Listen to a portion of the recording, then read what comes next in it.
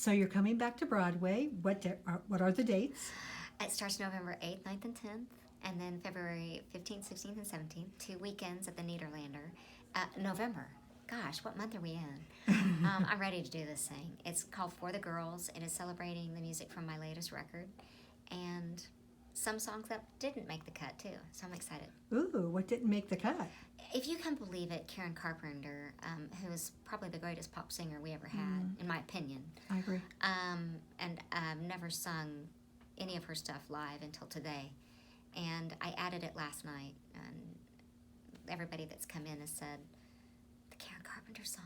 I'm so glad that sometimes you just got to listen to your gut, you know. It celebrates goodness. Which one are you doing? I'm doing the song, Trisha Yearwood's song Remember When, and then Yesterday Once More, which is Karen's.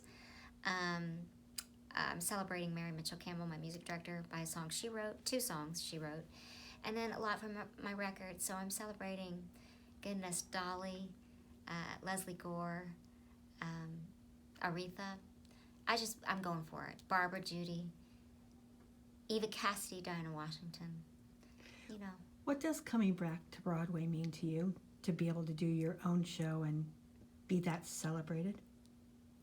When it came to me that I had the opportunity to do the live performance, a version of the album, there were other options, you know, available. And I said, it has to be Broadway. It can't be anything else.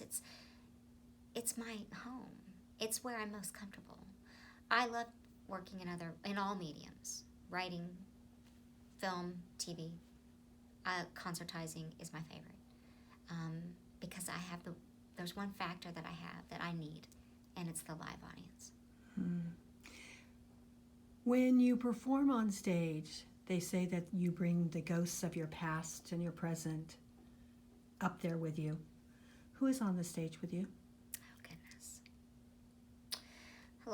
In this particular time, it will be a lot of the women that, Eva Cassidy, for example, is a great singer-songwriter who's in heaven now, died at 33 of breast cancer.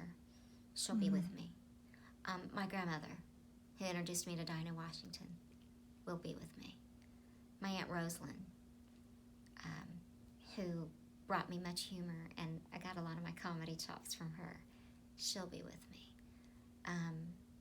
Women that don't even know it who have inspired me, Gloria Steinem, she'll be with me. All my best girlfriends, they'll be with me. I have some exciting talent coming by every night. Young, they'll be with me. So it is true.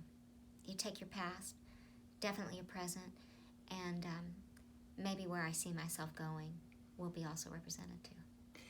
Now, this is the year that women are coming into themselves. Finally.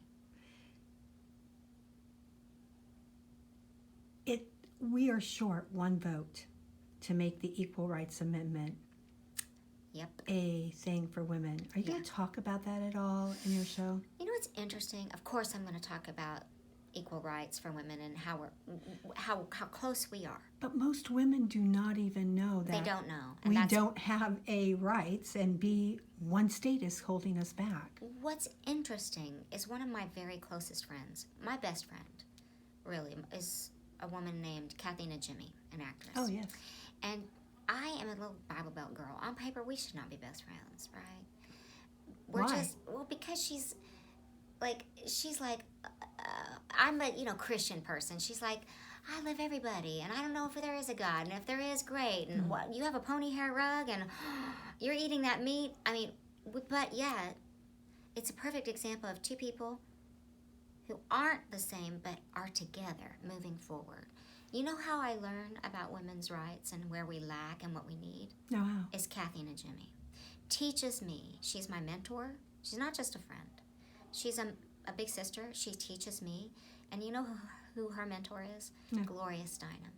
So until we are, when I think back to, can you believe? Remember when Susan B. Anthony got her own coin? Right. Remember when we just began to vote, to be able to allowed to vote not that long ago? If you don't think I'm not going to get on that stage in a show with an album entitled For the Girls and not talk about these things, people better get put on their seatbelt. Well, the reason I'm asking is because you have plays like What the Constitution Means to Me. Thank God. I was at the ACLU, NYCLU. How was it? It was good. It was very good. But no one talks about this one thing, and it just boggles my mind. It's so interesting. I was lobbying for the NEA, because I have a theater in Oklahoma with the Grammy Foundation in, I want to say, April.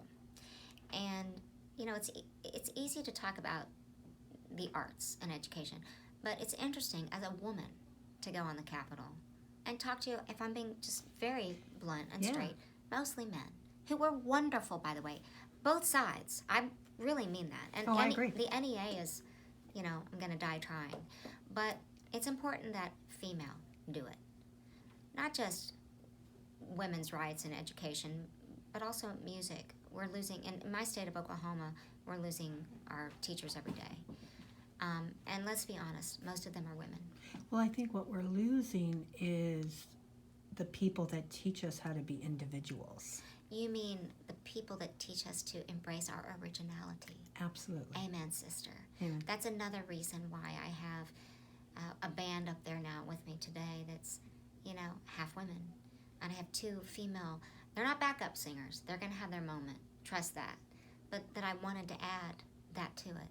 And I have a female music director who I don't have to explain. She's wonderful. That time of the month, you know. I can say, girl, I don't know what's going on with me right now, but I love men. Let's not be confused. But women are having a renaissance, and we have more to do. There's more to do. I agree. Tell us again when we can see you on Broadway. Please, everybody come see For the Girls, my new show on Broadway, November 8th, 9th, and 10th, and November 15th, 16th, 17th, 8 shows only. And I promise that you'll walk out with a smile on your face, and you'll walk out understanding why I am celebrating the women that I chose to celebrate.